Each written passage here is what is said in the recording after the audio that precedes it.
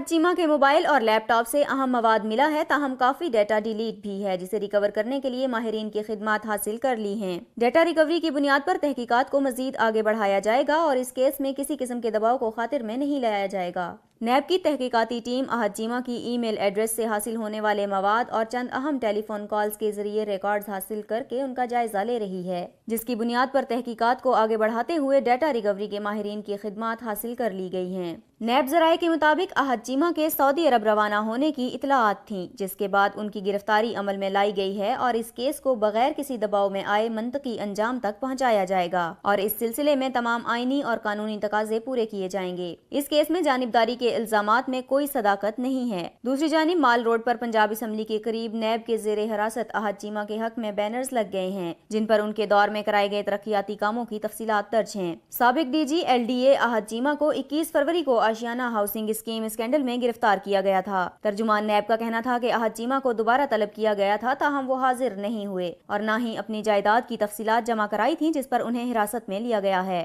دوسری جانب احد چیمہ کی گرفتاری کے بعد بیوروکریسی نے ہڑتال کر دی ہے اور ڈی ایم جی افسران نے اپنے دفاتر کو تالے لگا کر سیکریٹریٹ آفس بند کر دیے۔